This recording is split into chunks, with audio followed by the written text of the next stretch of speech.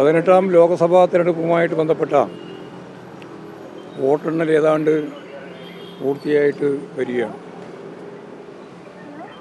ദേശീയ രാഷ്ട്രീയത്തിൽ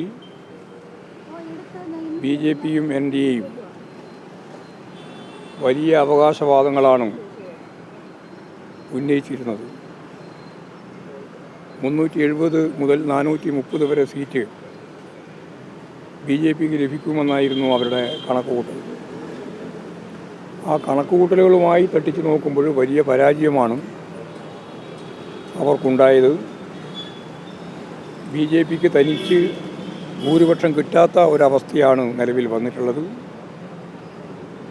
ഇന്ത്യ സഖ്യം നല്ല രീതിയിലുള്ള മുന്നേറ്റം സാമാന്യം കൈവരിക്കുന്നതിന് വേണ്ടി സാധിച്ചിട്ടുണ്ട്.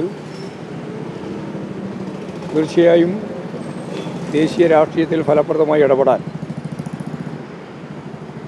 ഇന്ത്യ സഖ്യത്തിന് സാധിക്കുന്ന രീതിയിലുള്ള ഒരു തെരഞ്ഞെടുപ്പ് വിധിയാണ് ഉണ്ടായിട്ടുള്ളത്. കേരളത്തെ സംബന്ധിച്ചിടത്തോളം ഇടതുപക്ഷ ജനാധിപത്യ മുന്നണിക്ക് ഒരു സീറ്റ് മാത്രമാണ് ജയിക്കാൻ സാധിച്ചത്. NDA ഒരു സീറ്റ് കേരളത്തിൽ നേടുകയും ചെയ്തിട്ടുണ്ട്. എങ്ങനെയാണ് NDAക്ക് ജയിക്കാനായത് എന്നുൾപ്പെടെയുള്ള കാര്യങ്ങൾ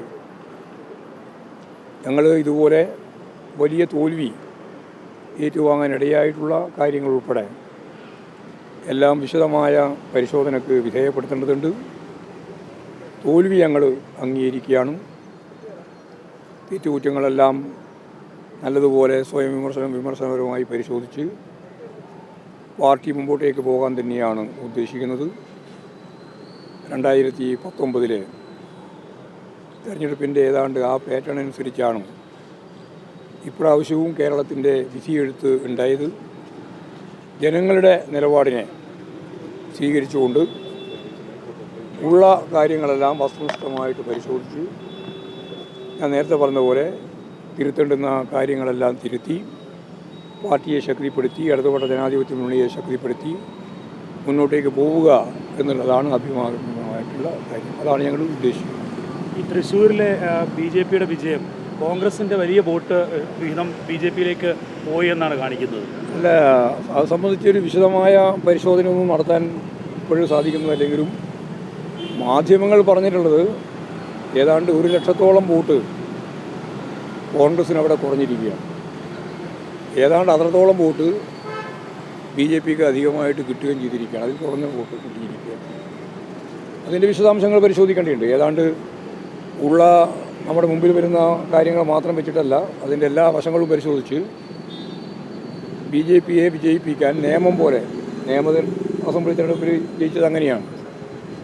കോൺഗ്രസിൻ്റെ വോട്ട് വലിയ രീതിയിൽ കുറഞ്ഞുകൊണ്ടാണ്.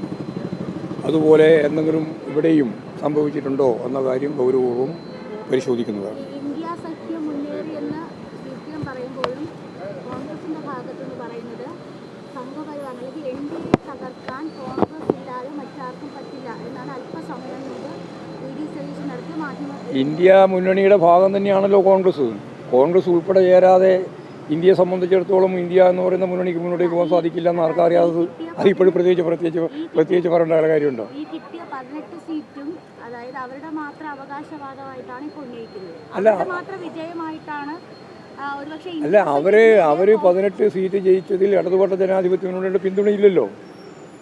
അപ്പോൾ സ്വാഭാവികമായിട്ട് അവരങ്ങനെയല്ലേ പറയാം. സർക്കാരിനെതിരായിട്ടുള്ള ഭരണവികാരം മാത്രമല്ല, അത് കഴിഞ്ഞ പ്രാവശ്യം ഇതേപോലെ തന്നെയല്ലാണ് ഉണ്ടായിരുന്നത്. കഴിഞ്ഞ പ്രാവശ്യത്തെ തെരഞ്ഞെടുപ്പിൻ്റെ ഭാഗമായിട്ടുള്ള വിധി ഇത് തന്നെയല്ലേ.